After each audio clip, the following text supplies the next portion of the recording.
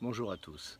D'où viennent certaines connaissances? On n'a pas lu de livre, on n'a pas eu d'expérience, on n'a jamais entendu parler et on sait des choses. Euh, Là, on n'est pas sur le phénomène de signes. Alors, je reviendrai sur les signes comme j'ai déjà pu l'expliquer dans une autre visio. On est sur, pour moi, en fait, notre âme ne vient pas complètement, c'est pas notre âme qui vient sur cette terre, c'est un fragment de notre âme. Et donc, notre âme est au courant, on était au courant avant de venir, c'est nous qui nous sommes transportés sur ce plan-là pour vivre des expériences, mais on était au courant de la plupart des choses qui allaient arriver. Et on s'est laissé quelques indications, alors j'aime bien l'analogie du petit pousset, un peu comme des petits cailloux, comme pour avoir des messages qui vont nous conforter, pour nous expliquer, oui, effectivement, ça, tu es déjà en connaissance, tu as déjà cette connaissance-là. Je vous fais l'explication de l'expérience, une des expériences, mais je vais vous en dire deux, que j'ai vécues.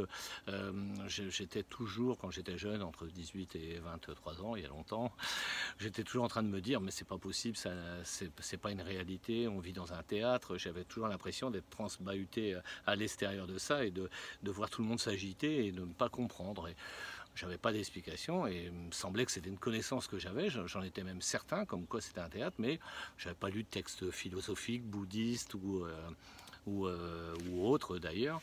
Et il m'est arrivé à un moment, mes parents devaient déménager une amie à eux, et cette amie nous propose de prendre des livres qu'elle avait.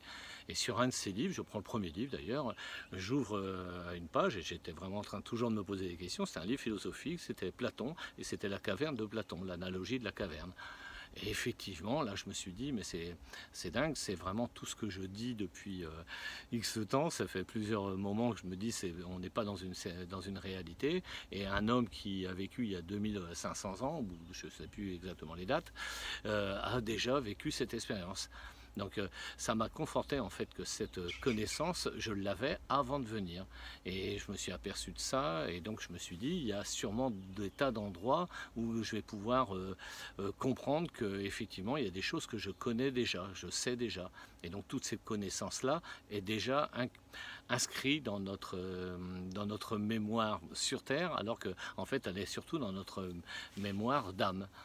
Donc j'ai eu une fois, j'avais des doutes sur la médiumnité, puisque je vois bien les morts, je vois tout ça, et je me posais des questions, et comme je discutais avec des curés, et les curés disaient oui, c'est pas vrai, c'est pas possible, ça n'existe pas, ou c'est dangereux, patati patater. Et je lis les sermons du curé d'Ars, et je m'aperçois qu'à côté des sermons, il y avait les intuitions du curé d'Ars.